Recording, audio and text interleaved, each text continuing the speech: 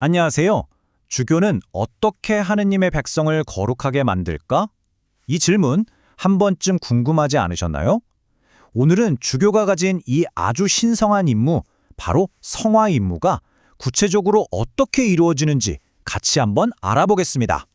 자, 먼저 성화 임무라는 게 대체 뭘까요? 우리가 흔히 생각하는 미사나 세례 같은 그런 종교 의식을 집전하는 것. 물론 그것도 맞지만 사실 그건 일부에 불과해요. 본질적으로 이 임무는요, 신자들의 삶 전체에 하느님의 은총이 스며들게 해서 그들을 거룩함으로 이끌어주는 훨씬 더 깊고 포괄적인 직무를 의미합니다. 그렇다면 이렇게 중요하고 또 광범위한 임무를 대체 어떻게 수행한다는 걸까요? 사실 여기에는 네 가지 아주 구체적인 방법이 있습니다.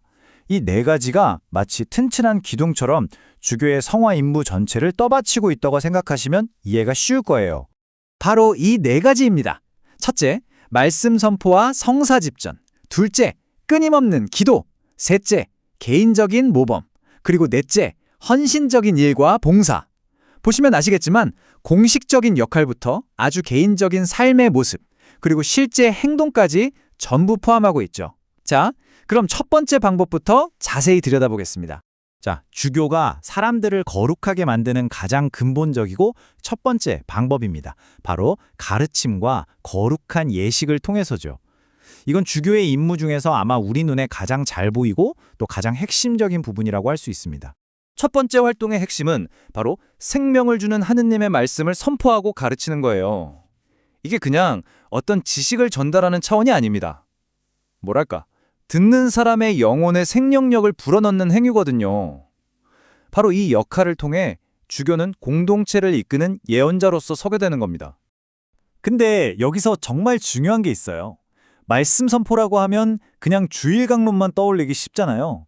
그게 전부가 아니라는 거죠.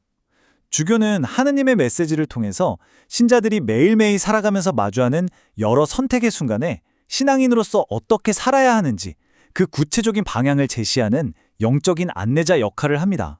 말씀이 우리 영혼의 길을 밝히는 등대 같다면요, 성사는 그 길을 걸어갈 힘을 주는 시원한 샘물과도 같아요. 주교는 바로 이 성사를 통해서 그리스도의 은총을 사람들에게 직접 나누어 주고요. 이건 그의 사제 직무와 아주 깊이 연결된 활동입니다. 여러 성사 중에서도요, 가장 특별하고 그 중심에 딱 서 있는 게 있습니다. 바로 성찬례의 집전이죠. 왜 하필 성찬례가 이렇게 중요할까요? 그건 바로 성찬례가 교회의 모든 영적 활동이 향하는 정점이자 이 성화 임무의 심장부로 여겨지기 때문입니다. 결국 주교는 이런 거룩한 예식들을 통해서 공동체가 영적인 양식을 얻게 하고 궁극적으로는 하느님과 더 깊이 일치할 수 있도록 돕는 겁니다. 그러니까 성사는 눈에 보이지 않는 하느님의 은총이 우리 눈에 보이는 형태로 주어지는 아주 중요한 통로인 셈이죠. 좋습니다. 지금까지는 주교의 공식적인 활동을 살펴봤는데요. 이제부터는 주교의 개인적인 삶과 헌신이 어떻게 성화 임무에 기여하는지 알아보겠습니다. 이 부분은 겉으로 잘 드러나지는 않지만 정말 중요합니다. 주교의 이 모든 성화 임무에는요, 사실 눈에 보이지 않는 아주 깊은 뿌리가 있습니다. 바로 끊임없는 기도에 대한 헌신이에요. 이게 뭐랄까, 모든 공식적인 사목활동에 생명력을 공급하는 보이지 않는 발전소 같은 거라고 할 수 있죠. 이 기도는 크게 두 가지 방향으로 향합니다. 하나는 자신에게 맡겨진 신자들, 그러니까 양떼를 위해서 하느님께 간절히 청하는 거고요. 다른 하나는 교회 공동체 전체가 영적으로 성장할 수 있도록 늘 깨어서 기도하는 겁니다. 자, 그리고 마지막으로 주교는 자기 자신의 삶, 그 모범과 헌신적인 봉사를 통해서 사람들을 거룩하게 합니다. 말이나 예식도 중요하지만 그의 삶 자체가 하나의 메시지가 되는 거죠. 바로 이 지점에서 말이 삶이 되는 겁니다. 주교가 거룩하게 살고 또 남을 위해 봉사하는 모습을 보면서 사람들은 그가 선포하는 메시지가 단순한 이론이 아니라는 걸 느끼게 되죠. 살아있는 증거가 되는 겁니다.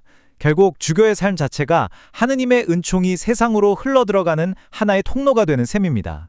자, 이렇게 네 가지 방법을 통해서 주교가 성화 임무를 수행한다는 걸 알게 됐습니다. 근데 여기서 자연스럽게 이런 질문이 생기지 않으세요? 아니, 도대체 무슨 권한으로 이런 일들을 하는 거지? 이 모든 활동을 수행할 수 있는 권한은 과연 어디서 오는 걸까요?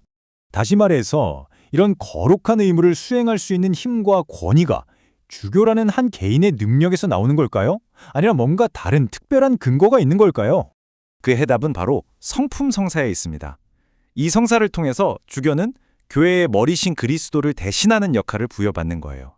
즉, 주교가 말씀을 전하고 성사를 집전하고 또 기도하고 모범을 보이는 그 모든 행위는요, 사실 주교 자신을 도구로 삼아 활동하시는 그리스도 자신의 행위가 되는 겁니다. 자, 그럼 이제 결론으로 넘어가 보겠습니다. 이 모든 성화 임무가 지향하는 궁극적인 목적은 과연 무엇일까요? 이 모든 노력은 결국 무엇을 위한 것인지 이걸 마지막으로 짚어보면서 정리해 볼게요. 이 모든 노력의 최종 목적지는 한 개인의 완성이 아니에요. 바로 하느님의 백성 전체가 함께 구원이라는 목적지를 향해 나아가는 것. 바로 공동체의 성화입니다. 주교의 임무는 이 거대한 여정에서 공동체가 길을 잃지 않도록 돕는 이정표와 같다고 할 수 있겠죠. 결국 이 모든 이야기는 우리 자신에게 하나의 질문을 남기는 것 같아요. 이 거룩한 임무를 이해하는 것이 오늘을 살아가는 우리의 신앙과 또 우리가 속한 공동체를 바라보는 시선에 어떤 변화를 가져올 수 있을까요? 이 질문을 한 번쯤 생각해 보시면서 오늘 이야기를 마무리하면 좋겠습니다.